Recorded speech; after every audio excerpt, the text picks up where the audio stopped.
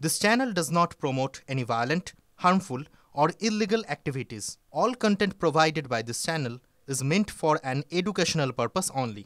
নজরে স্বরূপ action agency মন্ত্রী অরূপ বিশ্বাসের ভাই স্বরূপ বিশ্বাসের বাড়িতে আইটি রেড, সেই ছবি সকাল থেকে আপনাদের সামনে আমরা তুলে ধরছি। নেতার বেহালার বাড়িতে সেখানে আমরা দেখেছি কেন্দ্রীয় বাহিনী তারা ঘিরে রেখেছে, এই মুহূর্তে সেখানে আইটি রেড চলছে।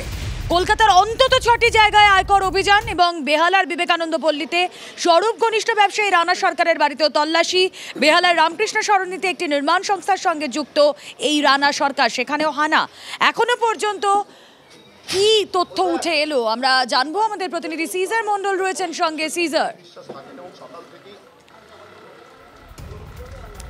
তো কলকাতার অন্তত 6টা জায়গায় এই মুহূর্তে আয়কর তল্লাশি চলছে। আজকে ভোর 5টা থেকে এই তল্লাশি শুরু হয়েছে। এই মুহূর্তে স্বরূপ বিশ্বাসের যে শাহাপুর কলোনি, নিউ আলিপুর শাহাপুর কলোনির যে বাড়িতে, সেই বাড়িতে এই মুহূর্তে তল্লাশি চালাচ্ছেন আয়কর আধিকারিকরা।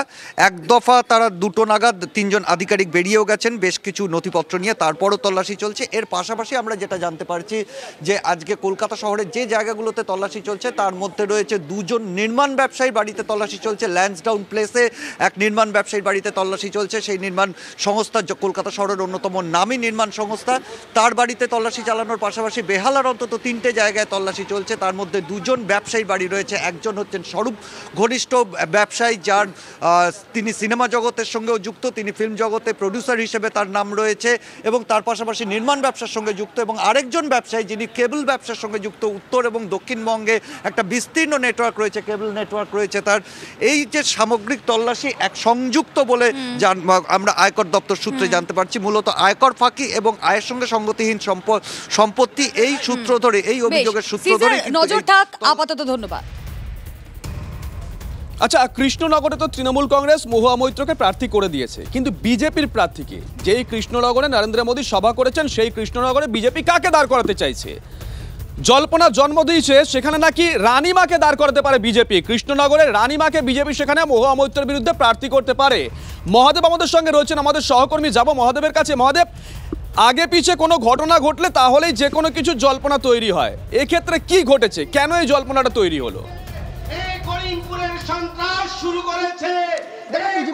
বলা হচ্ছে যে একটি পরিচিত মুখ, অর্থাৎ কৃষ্ণনগর লোকসভা কেন্দ্রে একটি পরিচিত যে মানুষ থেকে মানুষ ছিলেন, এলাকার মানুষ। মহাদেব, তুমি যেখানে আছো একটু যদি তোমার এই মাইকটা মুখের সামনে নিয়ে কথা বলা যায়।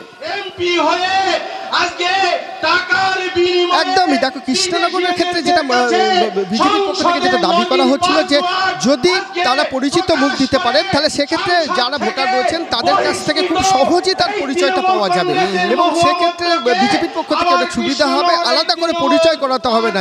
যে কারণে একাধিক মুখ উঠে আসছিল, বিভিন্ন সেলিব্রিটির নাম উঠে আসছিল।